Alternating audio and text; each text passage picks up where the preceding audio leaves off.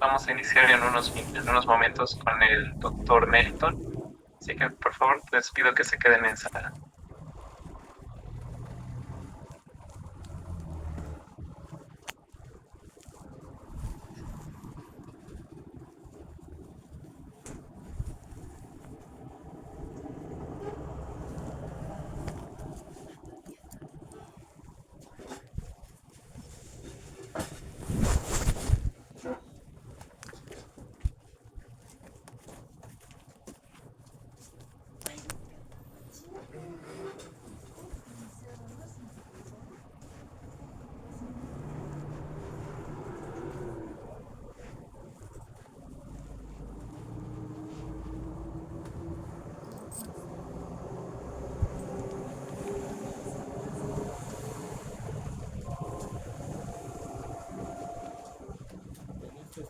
Muy bien, ya tenemos a nuestro siguiente disertante. Muy bien, compañeros, vamos a dar continuidad a las reuniones. Les presento, por favor, al doctor Melitón Quispe Herrera. El doctor es especialista en medicina interna, cuenta con 3 maestrías en salud pública con mención en gerencia de salud, en investigación, diseño de proyectos en salud, geriatría y gerontología. Además, es especialista en nutrición y alimentación clínica. Tiene diplomados en PGS y cuidados paliativos. Actualmente se desempeña como docente de pregrado y posgrado en la Universidad Pública del Alto. Es miembro titular de la Sociedad Boliviana de Medicina Interna y médico de planta de la Caja Nacional de la Salud, Hospital Obrero número 30. Sin más preámbulos, le damos la palabra al doctor Melitón Quispe Herrera para que brinde su exposición. Bienvenido, doctor. Muy buenas tardes a todos. No sé si se escucha bien el audio. Sí, doctor, se le escucha. Perfecto. Entonces, agradecer al comité organizador por haberme invitado para este simposio. Lo que vamos a hablar en este tiempo que se me ha cedido son sobre las arritmias cardíacas. Lo que vamos a un poquito tratar de recordar es la definición, las arritmias cardíacas, la clasificación, y nos vamos a abocar más que todos a los aspectos electrocardiográficos de las principales taquiarritmias supraventriculares, ventriculares, las bradiarritmias, los bloqueos de rama, ¿no? Y los bloqueos auriculoventriculares principalmente. No vamos a indagar un poquito al contexto fisiopatológico del origen de las arritmias y tampoco algunos aspectos más que todo diagnósticos en particularidad, más que todo porque el tema es bastante amplio y analizar cada tipo de arritmia nos llevaría prácticamente.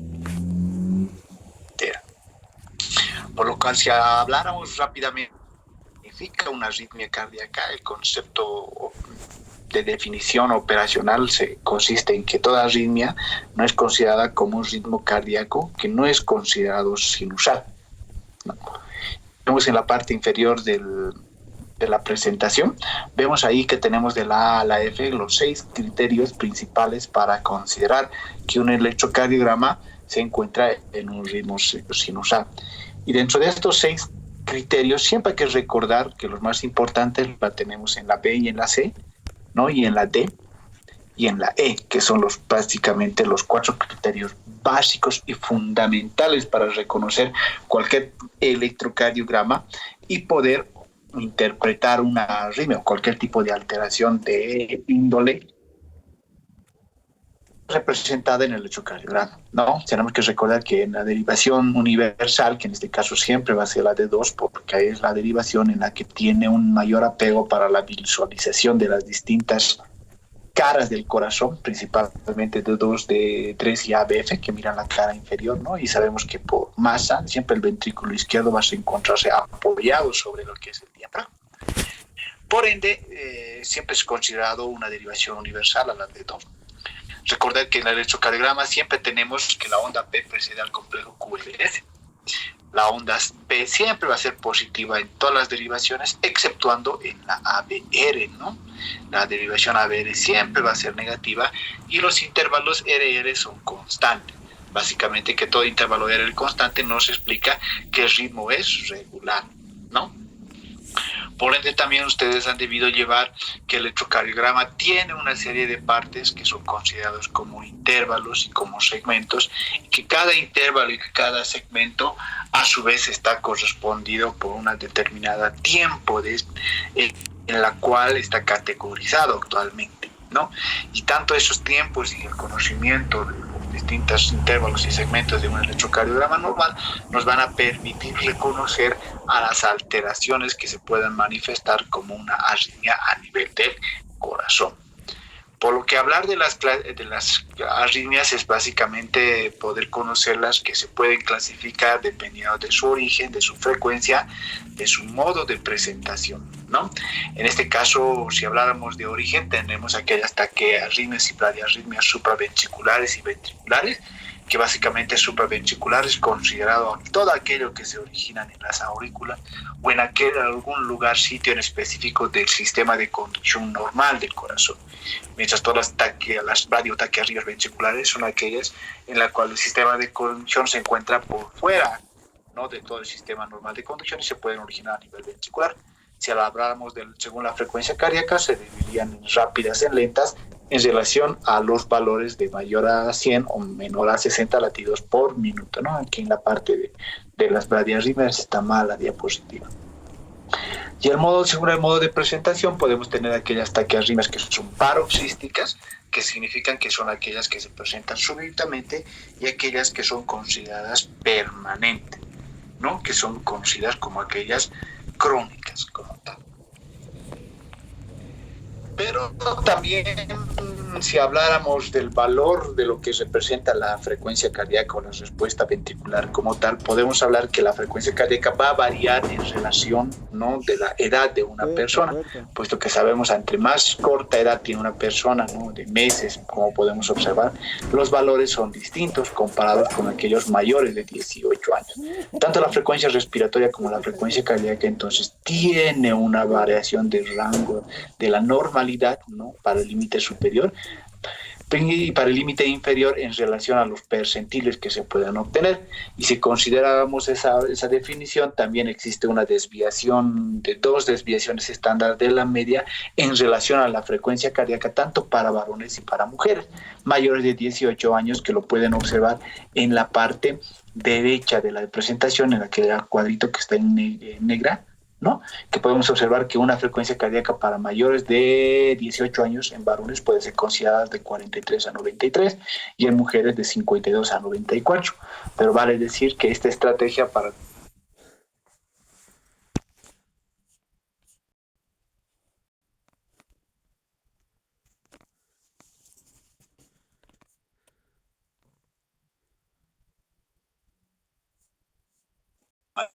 manifestación inicial de toda arritmia cardíaca, y el síntoma cardinal siempre van a ser las palpitaciones. Y a partir de las palpitaciones se puede desencadenar una serie de complicaciones secundarias a estas palpitaciones, principalmente que pueden estar englobadas en disneas, mareos o síncopes, que pueden ser.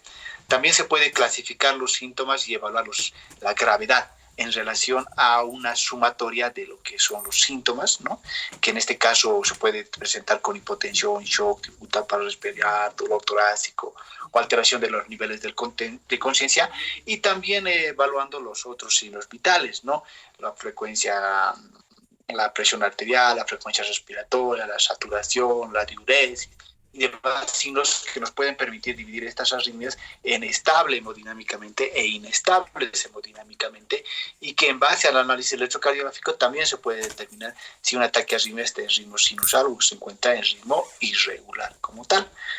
¿Ya? Por eso, todo paciente con evaluación de la arritmia dentro de un servicio de emergencia se debería de realizar estas 7 preguntas básicas que se tienen que conocer al momento de interpretar las arritmias como tal. Y básicamente tenemos que interpretar y saber conocer electrocardiográficamente cuáles son las arritmias principales, ¿no?, si estas arritmias van a suponer un riesgo de vida para el paciente o si son toleradas bien, si el paciente, consecuencia de la arritmia, va a necesitar intervención inmediata o va a necesitar algún tipo de hospitalización urgente, o es necesario que lo vea un determinado especialista en el servicio de emergencia. Y todas estas 7 preguntas nos las deberíamos de tratar de responder rápidamente en cualquier servicio de emergencias ante cualquier paciente con una arritmia, porque podemos tener pacientes asintomáticos y pacientes sintomáticos. Básicamente en todo paciente asintomático, básicamente es determinar y conocer la determinada arritmia, ¿no? Y que rara vez estos pacientes van a necesitar un tratamiento de urgencia, por lo cual puede ser tranquilamente derivado hacia consultas externas de cardiólogos o electrofisiólogos, dependiendo de la actitud. Podemos tener aquellos pacientes que son sintomáticos y que pueden tener un riesgo de vida con lo que es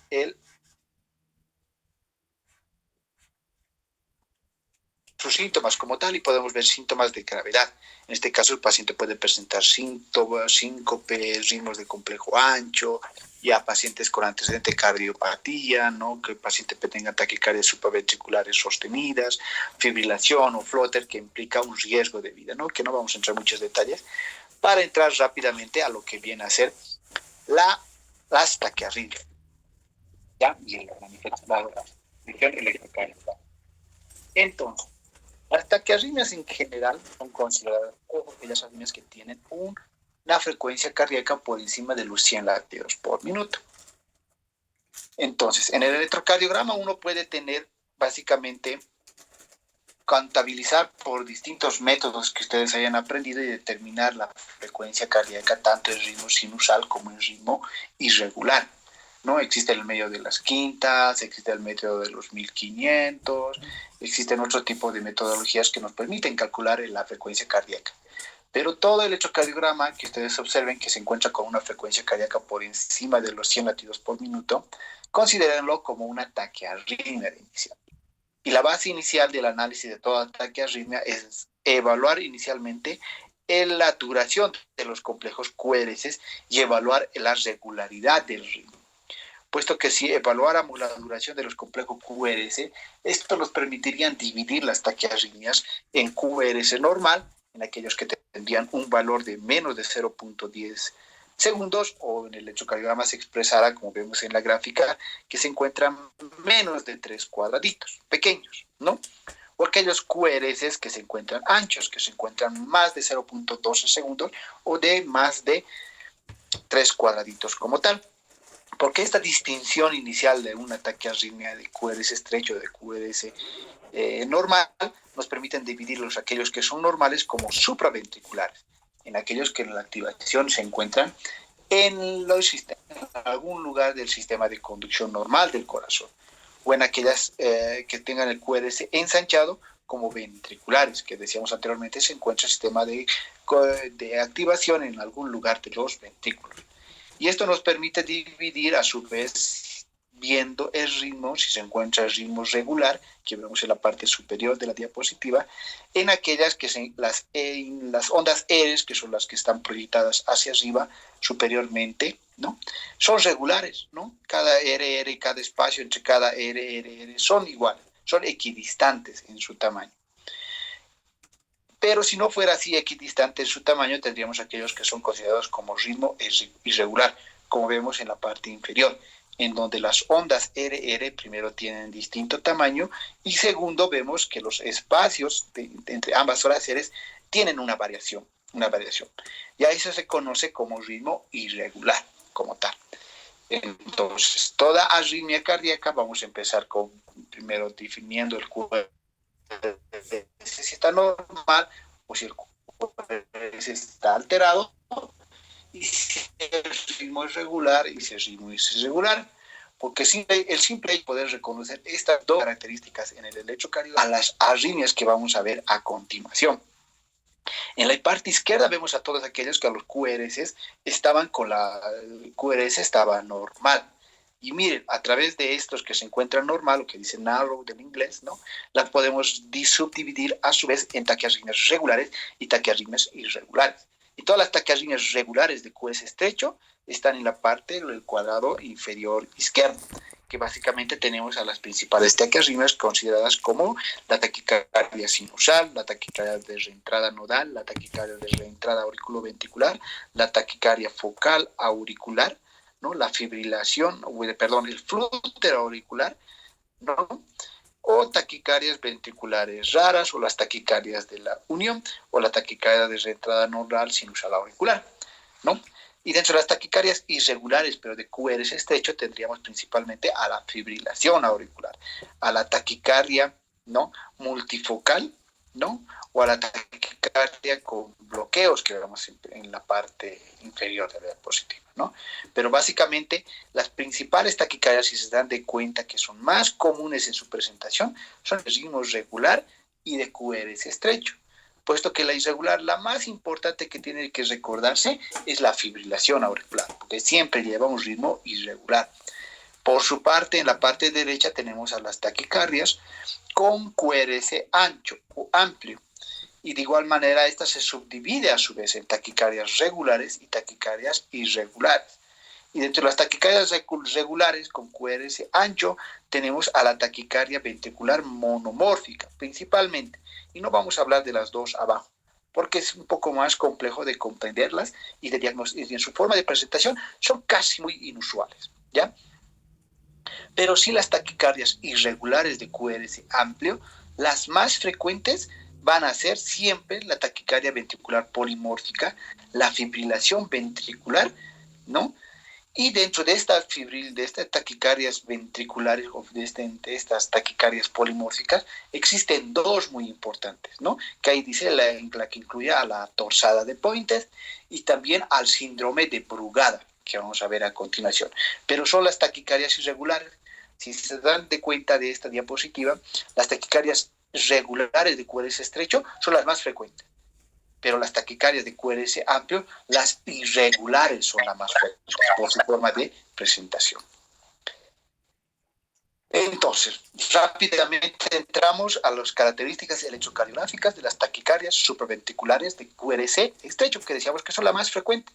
Y para reconocer las distintas variedades que veíamos de las taquicardias de QRS estrecho de ritmo regular, pues nos mandan los algoritmos diagnósticos en siempre analizar la onda P y el ritmo.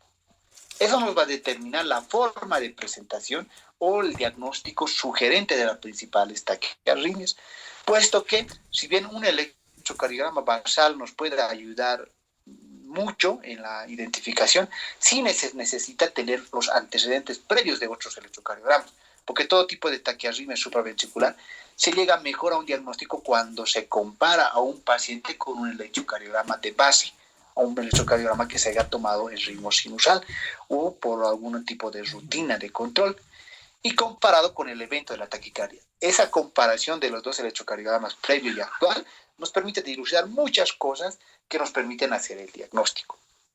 Entonces, recordemos que toda taquicardia de QRS estrecho que sea considerada de ritmo regular, lo que debemos analizar es la onda P y el ritmo. Y la onda P, así como en el electrocardiograma basal tenía características específicas de valoración, también la onda P, como vemos en la parte izquierda, tiene sus propias características consideradas de normalidad como tal. Por lo cual siempre recordemos que la onda P puede tener una forma bifásica. Bifásica porque está constituido fisiológicamente por dos vectores principalmente que engloban a la aurícula derecha y a la aurícula izquierda, y que en muchos casos se puede expresar como una sola onda encima o campaña, tienda de campaña, como se ve en la gráfica, ¿no? O en otros casos se puede manifestar como una onda P mellada, como si fuera una onda de joroba de camello, o como una onda P en S itálica, que expresaría la formación de los dos vectores principales que hacen a la onda P. Entonces, entre las principales taquiarritmias, ¿no?, de estas características regulares, de ritmo regular y de QRS estrecho, vamos a tener a estas 5 taquiarritmias que tendríamos que poderlas diferenciar rápidamente en el electrocardiograma. La principal taquiarritmia es la taquicardia sinusal. Digámoslo que la taquicardia sinusal es la más común, la más frecuente, porque sabemos que muchas consideraciones fisiológicas pueden hacer elevar normalmente la frecuencia cardíaca.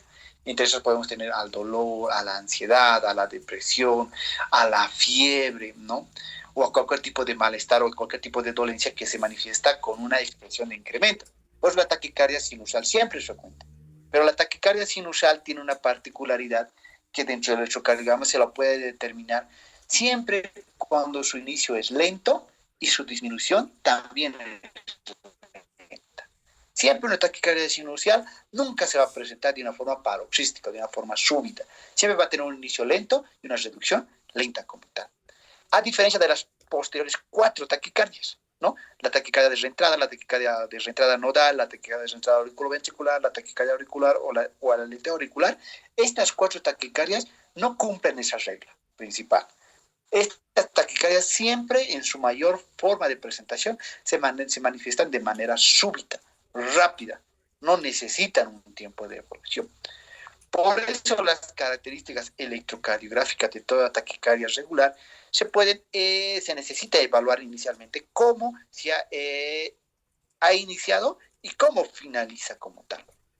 Si vemos ese inicio progresivo y gradual disminución, como les decía, como si fuera una onda de que hiciera una meseta en su forma de presentación, pues es más fácil determinarla y si cumple con criterios de ritmo sinusal, se la cataloga como una taquicardia sinusal, que les digo que hasta un 70% de las taquicardias corresponden a este tipo de taquicardias. Después les decía, se analiza siempre la onda P, se identifica la onda P y observamos si esta onda P se puede encontrar al inicio, al final, tiene una morfología inusual, que les decía, en esa forma de camello o en una forma de S itálica, o simplemente no la puedes identificar porque se encuentra oculta. Esta forma de presentación de la onda P, que se encuentra al inicio, al final, oculta o de una morfología inicial, nos permite diferenciar las otras 8 formas de taquicardias que hemos dicho anteriormente. Puesto que si vemos en la parte inferior izquierda de la presentación, tenemos que tener todas las ondas P sinusal, ¿no? Y al inicio, que dice la APB, que es la punto de inicio de la taquicardia, vemos como una onda P se puede desplazar a la parte final y que puede simular a una presencia de una pseudo R'. Hay que recordar que toda taquicardia por el incremento de la frecuencia cardíaca muchas veces hace desaparecer a la onda P por el simplemente incremento de la frecuencia cardíaca y se puede manifestar de esta forma de pseudo onda R como tal. O como en la otra diapositiva, ya en el diagrama en donde se señala la flecha en la B1, que vemos una onda en S itálica, o sea, con una parte superpositiva complejo QRS. A eso se conoce como ondas P ocultas. Pero uno, ¿cómo puede saber si esta es una P terminal o es una P oculta o es un momento de inicio de la taquicardia? Uno tiene que realizar un electrocardiograma al inicio y un electrocardiograma al finalizar la taquicardia. Toda taquicardia de QRS estrecho y de ritmo sinusal nos exigen las normas de atención que se debe tratar la taquicardia. Porque esta taquicardia se puede tratar simplemente con maniobras que ustedes deben recordar, como son las maniobras vagales que vemos en la diapositiva como tal, o también se puede tratar con lo que viene a ser el masaje del seno cardiotídeo. Las ondas vagales, ¿qué es lo que se necesita? Se le dice al paciente que cierre muy bien la boca, que se tape la nariz y que puje ahí mismo, aproximadamente 15 segundos, ¿no? Y a los 15 segundos muchas taquicardias revierten por sí mismas, se controlan como tal. O si veríamos en la parte derecha de la gráfica, vemos que si estuviera inestable hemodinámicamente, lo único que uno tiene que hacer es elevar las piernas a 45 grados, ¿no? Y que esta maniobra, que también es considerada como una maniobra vagal, puede llegar a controlar, pero en este caso necesitaría elevarlo 45 segundos. Y que con eso muchas respuestas de frecuencia cardíaca alta remitirían. Y si no se pudieran hacer estas maniobras, porque sabemos que tienen algún tipo de contraindicaciones, pues uno realiza el masaje del seno cardiotídeo. En este caso, aplica firmemente una presión sobre la carótida como tal, como vemos de arriba a abajo, por el lapso de 15 a 30 segundos, fuertemente, que muchos autores dicen que se tiene que causar dolor al paciente y que de igual manera esta maniobra puede lograr controlar la taquicardia como tal. O si no tuvieras la posibilidad de realizar las anteriores maniobras, te recomienda que toda taquicardia, nuevamente de QRS estrecho y de ritmo regular, se administre adenosina, que existe en nuestro medio en una dosis inicial de 6 miligramos, ¿no? Y que la administre en bolo, rápidamente, en segundos, no en infusión, en segundos, y que esperes aproximadamente de 10 a 15 segundos y que veas que si revierte o no revierte la taquicardia. Y si no revirtiera, administrarías un segundo bolo del doble de la dosis, ¿no? En este caso, ya 2 ampollas, 12 miligramos como tal. Y si nuevamente de 10 a 15 minutos no revierte, administras una tercera dosis como tal que puede llegar a repetirse el bolo de 12 o puede administrarse un bolo hasta de 18 en 3 dosis como tal.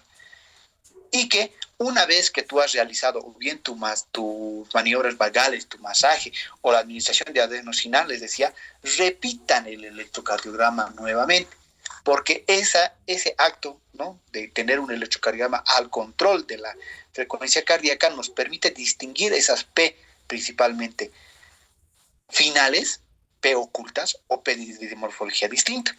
Y cuando uno esto valora ya la respuesta a una maniobra como tal, nos permiten ver si es que ha existido con estas maniobras básicas una terminación de la taquicardia, nos permitirían clasificar o disminuir nuestros diagnósticos diferenciales electrocardiográficos de la taquicardia. Miren, si termina la taquicardia, nos permiten determinar si se trata de estas 4 tipos de taquicardia. Taquicardia por reentrada nodal sino auricular, taquicardia por reentrada nodal auriculoventricular, o taquicardia por reentrada auriculoventricular o taquicardia auricular. Observamos ese electrocardiograma posterior. Y si en ese electrocardiograma posterior vemos una onda P terminal, miren que está ahí marcadito en amarillo en la diapositiva, que sería la onda P terminal, o en la diapositiva anterior, si recordamos esa P pseudo R' que decíamos anteriormente, nuestro diagnóstico diferencial de taquicardia se reduce aún más a una taquicardia de reentrada nodal auriculoventricular, a una taquicardia de reentrada auriculoventricular.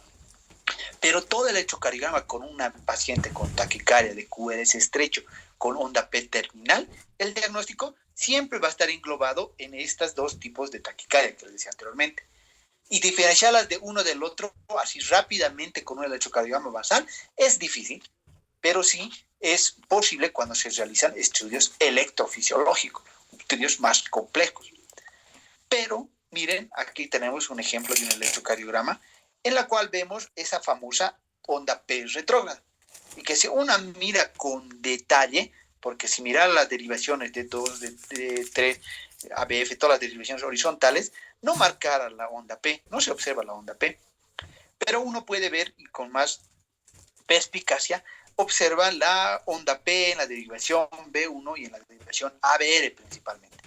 Y vemos cómo esa onda existe, la famosa que decíamos anteriormente, la famosa onda R', que se marca bien clarito en la R, porque en los demás no se observa onda P. Pero sí en la ABR y en la B1 se ven esa colita que constituiría una R'. Por ende, este electrocardiograma es un electrocardiograma de un paciente con una taquicardia por reentrada auriculoventricular versus una taquicardia no por reentrada auriculoventricular como tal, ¿no?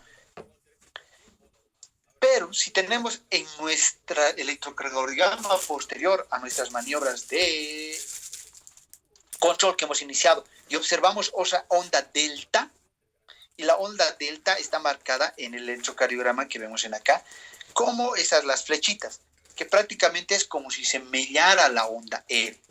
Que más con delicadeza, a ver, permítanme ver, se ve en este electrocardiograma.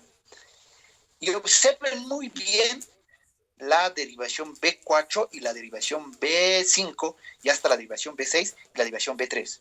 Y ustedes vean esa onda R como tal, cómo se eleva en 2 tiempos, como una forma de una R pequeña y una R en pico, ¿no? En la B4, B5 y la B3.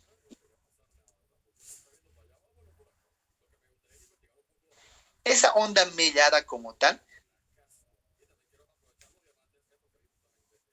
controlar nuestra frecuencia cardíaca como tal, nos aparece esa onda delta posterior, el diagnóstico diferencial se reduce aún más y se trataría de una taquicardia de reentrada auriculoventricular. Y dentro de esas taquicardias por reentrada auriculoventricular, la más frecuente es el famoso síndrome de Wolff-Parkinson-White. Pero ¿para qué tener este tipo de taquicardia de reentrada por síndrome de Wolff-Parkinson-White? ¿No? tenemos que tener esos dos criterios electrocardiográficos que están en la parte derecha, que nos dice que tiene que tener un PR corto y una onda delta.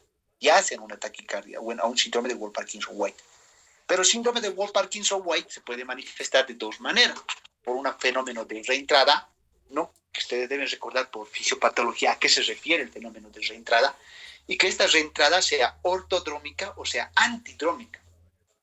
Reentrada en términos generales significa que existe una vía accesoria, porque existe un bloqueo al nivel del sistema normal de conducción. Entonces, si la vía baja por una vía normal, pero retorna por una vía accesoria como tal, se denomina taquicardia de reentrada ortodrómica. Y las ortodrómicas ustedes la van a observar típico, ese PR corto y onda delta, como tal. Pero la dificultad ya está en las taquicardias antidrómicas. Antidrómicas porque el impulso baja por esa vía accesoria y sube por la vía normal. En este fenómeno de antidrómico, la manifestación de un síndrome de Wolff-Parkinson-White no puede ser típico por PR corto ni onda delta, sino es que se puede manifestar como una taquicardia de QRS amplio y de fenómeno irregular, que vamos a ver a continuación. Entonces, si vemos este electrocardiograma, rápidamente vamos a identificar que los PR son extremadamente cortos, tanto los intervalos PR como los segmentos PR, desde el inicio de la onda P hasta el inicio del complejo QRS, o si quieren, desde la finalización de la onda P hasta el inicio del complejo QRS, que marcaría el segmento PR como tal. Y si vemos en todas las derivaciones, el PR está corto y es más fácil observar en la derivación B1. Vean cómo en B1 prácticamente se está uniendo. Y nuevamente observamos las derivaciones B4, B5, B6 y B3 en la anterior y decíamos que tenemos esa melladura en la onda R. Por ende, este es un electrocardiograma típico de un síndrome de Wolff-Parkinson-White que se traduce como una taquicardia por reentrada auriculoventricular. Y hemos tenido que aparecen otras P's inusuales, ¿no? Veíamos una P terminal, veíamos una onda delta, y si tenemos una onda P, ahí sí nos complica el tema del análisis del electrocardiograma. Porque la onda no puede existir esta onda P. Por ende, cuando no existe onda P en el electrocardiograma posterior, las guías nos recomiendan que se debe caracterizar la actividad de la onda P. Y básicamente se caracteriza siguiendo estos tres puntos. Reconocer la frecuencia auricular, reconocer la morfología de la onda P y de identificar el intervalo RP. Es un nuevo, no en los electrocardiogramas normales no se analiza eso. Pero en este caso es el único en que se analiza el intervalo RP, no PR, ¿ya? Sino es intervalo RP. Y esto básicamente consiste en conocerse estas tres tablitas que los tengo aquí en la parte de la diapositiva y que nos permiten determinar si es cuál tipo de taquiarritmia de cuello estrecho de ritmo regular se trata. Porque miren, si la frecuencia auricular en este caso es mayor de 250, se trata más de un aleteo auricular, o también conocido como flúter auricular. Si la frecuencia auricular es de 200 a 250, de una taquicardia auricular. Y si la frecuencia es menor de 200 latidos por minuto, puede tratarse, ¿no?, de cualquier tipo de taquiarritmia de QRS estrecho o de la fibrilación auricular. En este caso, la frecuencia auricular siempre se la busca en la derivación D2 y B1 por recomendación universal. ¿Ya? La frecuencia, no te repito, la frecuencia auricular por recomendación universal está recomendada interpretarlo, ¿no?, o analizarlo en derivación D2 y B1. Y si puedes determinar que existe esta frecuencia auricular, te puedes disminuir los diagnósticos diferenciales. Posteriormente les decía, tenemos que caracterizar la morfología de la onda P.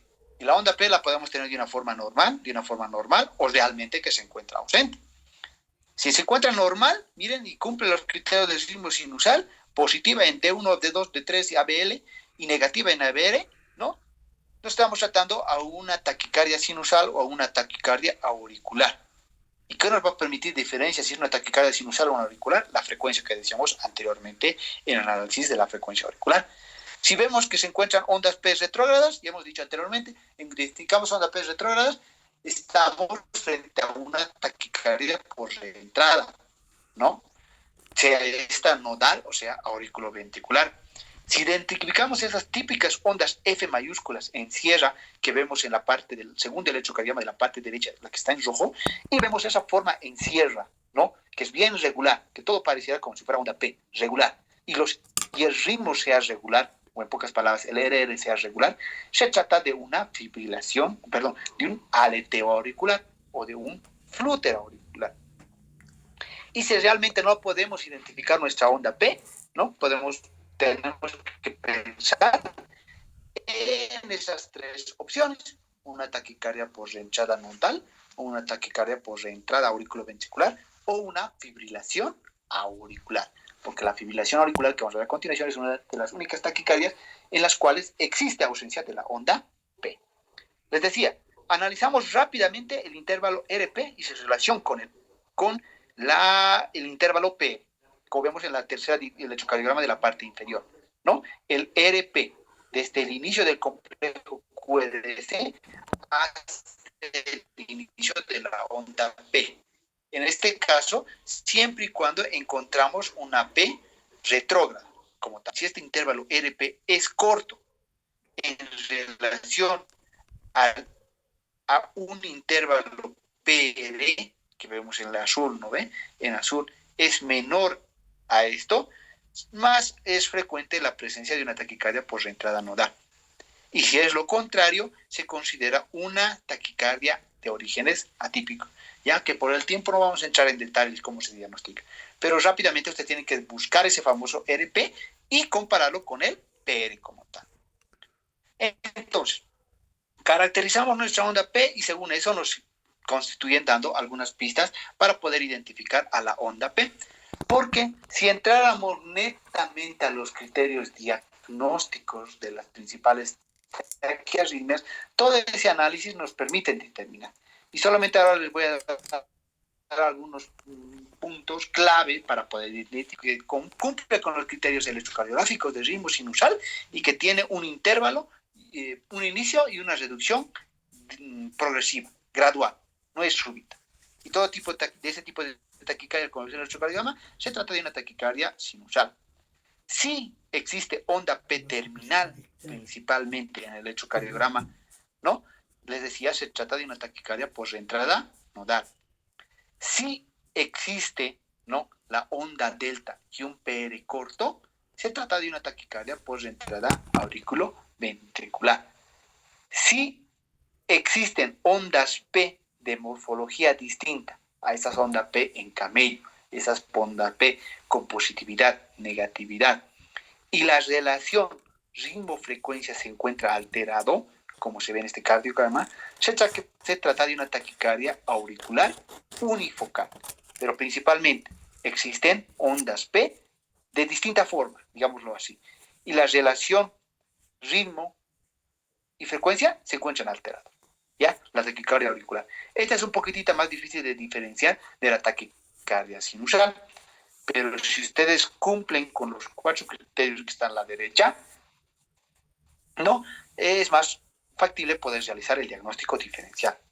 Si ustedes tienen una taquicardia de QRS estrecho con ondas F en sierra de ritmo regular, lo más frecuente que se presenta este tipo de hallazgos es el famoso flúter auricular o aleteo auricular, ¿ya? Y que son las principales 5 taquicardias de QRS estrecho.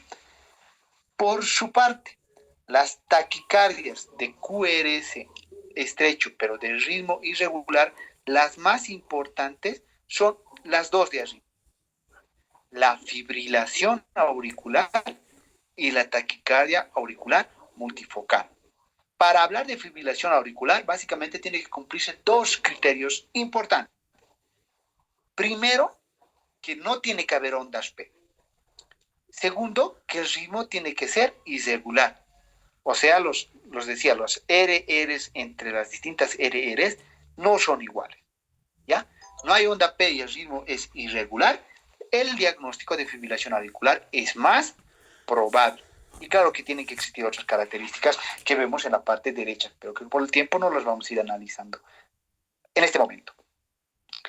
Pero si existen 3 distintas formas de ondas P que las podemos observar en este cardiograma, por ejemplo, podemos ver en la ABR que se tiende una onda P negativa, que tenemos una onda P en esa forma de mellada, positiva o negativa, en la derivación B2, o que en la derivación D1 tenemos ausencia de la onda P, o en la derivación B3 tenemos esa forma de camello que les decía, jorobada. Ya vemos tres distintas formas de onda P en un ritmo irregular como tal y con distintas formas P, la probabilidad de una taquicardia auricular multifocal es más probable. Y esto sería un tipo de taquicardia un poquitito más complejo, la taquicardia auricular con bloqueo auricular ventricular variable, pero básicamente se expresa porque existe una morfología de ondas P en sierra, ondas criterios de fibrilación auricular, porque este aleteo auricular con bloqueo también en otros libros están conocido como la famosa fibriloflutter. O sea, cumple criterios de flutter auricular y cumple criterios de fibrilación auricular. Entonces, todo lo anterior hemos visto que son las taquicardias de QRS estrecho, de ritmo regular y ritmo irregular. Ahora vamos a entrar a las taquicardias de QRS amplio, que de igual manera se dividen en regulares y irregulares. Les decía, dentro de las regulares, la más importante, vamos a hablar de la taquicardia ventricular monomórfica. Y dentro de las irregulares, la más importante, vamos a hablar de la taquicardia ventricular polimórfica y de la fibrilación ventricular, por su forma de presentación. Entonces, primero, para todo taquicardia de QRS estrecho, nos exigen las recomendaciones, las guías, que tenemos que confirmar que el QRS se encuentra ancho. Y para confirmar que el QRS está ancho, necesitamos confrontarlos con estos famosos criterios de Brugada. Y básicamente los criterios de Brugada nos expresan tres criterios. Y solo se necesita uno para considerar un QRS estrecho. Y básicamente que se tiene que tener esa famosa concordancia. Y la concordancia está expresada en la diapositiva en el electrocardiograma de la parte derecha, en la que analizamos de la B1 hasta la B6. Si nosotros observamos de la B1 a la 6, todas las ondas R son positivas. O sea, todas las ondas R están hacia arriba. Toditas, toditas. Cuando de B1 a B6 se encuentra ese fenómeno de que todas las ondas R se encuentran hacia arriba, a eso se denomina concordancia, un criterio de Brugada. El segundo criterio de Brugada nos dice que esas Rs tienen que ser anchas, mayores de 100 milisegundos como tal. Y si vemos en la parte izquierda, en la derivación D2 que se da, y vemos cómo esas Rs se encuentran amplias. Y si contáramos, algunos cumplen hasta 4 cuadraditos, que representarían 160 milisegundos, porque vale cada una 0.4 segundos, ¿verdad? Entonces vemos cómo esas ondas R son anchas. A eso corresponde el segundo criterio de Brugada como tal. Y tenemos que generalmente el tercer criterio de Brugada, que nos dice que mides el intervalo desde el inicio de la onda R hasta el punto más alto, ¿no? En este caso, se puede observar en las flechitas, como en otros existen P's, en otras P's anteriores y otras P posteriores, por lo cual ese intervalo desde la onda R hasta el punto máximo de la onda S va a tener variación. Básicamente a esto se conoce como criterios de Brugada, que nos dan mayor objetividad para realmente decir que existe un ensanchamiento del complejo QRS, porque no se olviden que los bloqueos de rama, que vamos a ver a continuación, tanto izquierda como derecha, también se manifiestan por QRS amplio. Y si tú no pudieras eso, pues aplicas este enfoque de Berekey. En este enfoque de Berekey, que es más una relación entre la onda B inicial y la onda B terminal, ya que es un poquito más complejo y que, bueno, por el tiempo no lo vamos a un poquitito ampliar, ¿ya? Entonces, vámonos a nuestra primera taquicardia de QRS ancho y de ritmo regular, la taquicardia ventricular monomórfica. Para esto vemos que las ondas R se encuentran toditas hacia arriba, ¿no? Concordancia que decíamos anteriormente. Segundo, vemos que el ritmo es regular, que estas ondas R son simétricas la una con la otra. Y que básicamente tenemos cumpliendo los criterios de Brugada y por ende solo tenemos actividad ventricular, por eso se expresa así todo como onda R positiva hacia arriba, ¿no? En todo caso, existe regularidad, existe taquicardia, el QRS está realmente ancho, ya solamente con esos tres criterios uno dice que se trata de una taquicardia ventricular monomórfica, que puede ser de dos formas, ¿ya? Sostenida y no sostenida. No sostenida se le dice a toda aquella que dure menos de 30 segundos, que sea paroxística. Y si pasa los mayores de los 30 segundos, se denomina que esta taquicardia se encuentra sostenida como tal. Dentro de las taquicardias, entonces, decimos regular, tenemos a esa más importante. ¿Ya? Recuerden la taquicardia ventricular monomórfica. Básicamente que todo está hacia arriba, ¿no? QRS ancho, todo está hacia arriba y decimos regular. Todo lo contrario ocurre con los ritmos irregulares.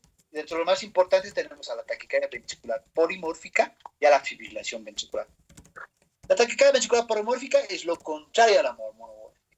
En este cuanto, todas las ondas R son de distinto tamaño, tienen distinta duración.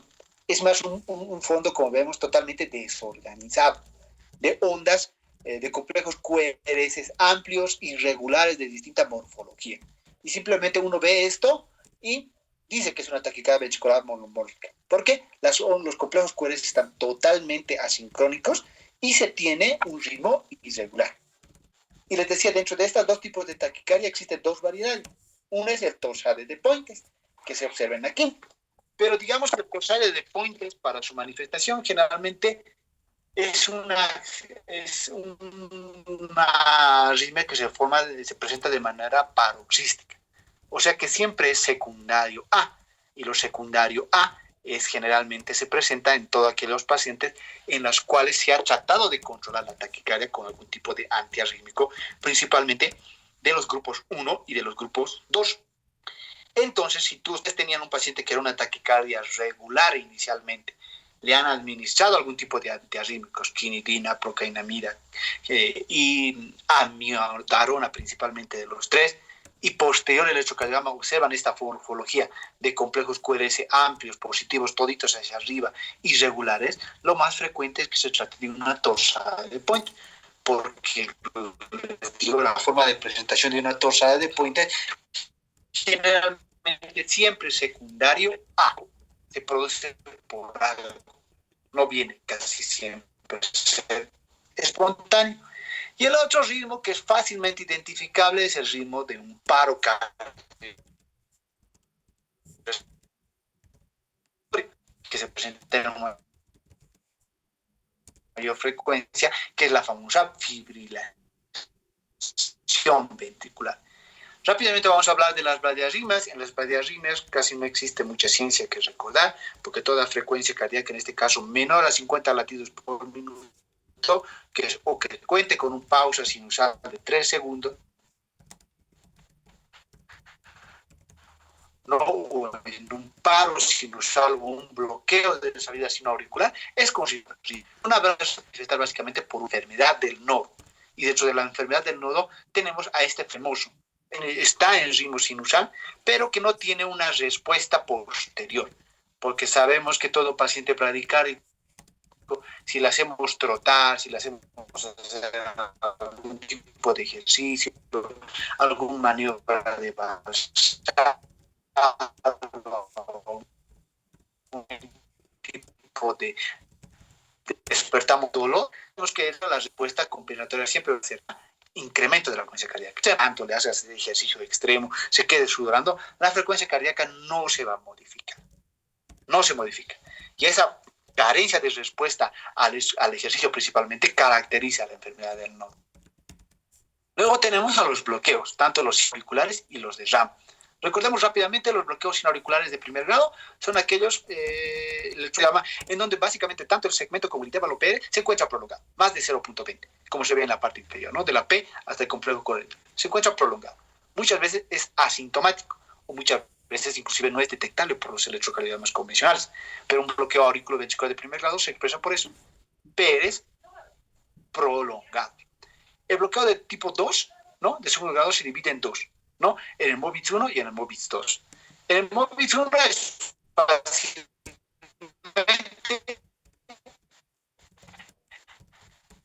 tenemos a los intervalos, en este caso Pérez, que vemos en la gráfica, ¿no?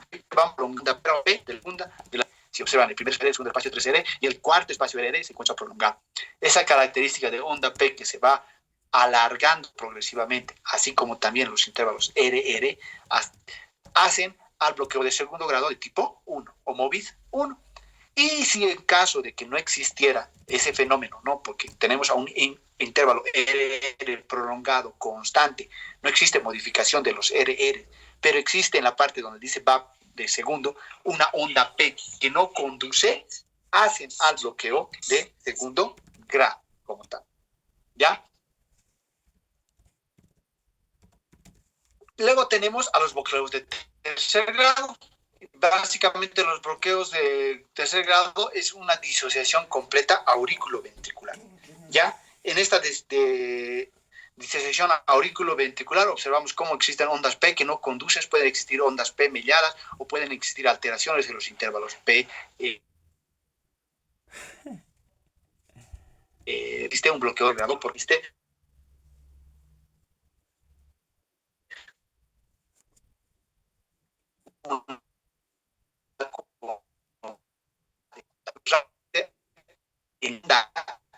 y en la onda es la se conserva como vemos en los ¿no? Vemos la es un bloqueo de y si se altera la morfología del QRS, como vemos en la parte derecha como tal, ¿no? Las tres ondas Q, R y S están modificadas, el bloqueo se trata de un bloqueo de rama izquierda. Hablemos rápidamente, bueno, en el principio de tratamiento sabemos que existen antiarrítmicos de tercera clase y siempre recomendables para todo tratamiento, el que tiene mayor seguridad en su forma de presentación, son los de clase 3. Espero no haya sido muy rápida la presentación. Agradecer nuevamente al comité organizador por la presentación y bueno, dispuesto a aclarar cualquier tipo de preguntas. Muchas gracias, doctor Meliton Quispe. Muy bien, por favor, vamos a pasar a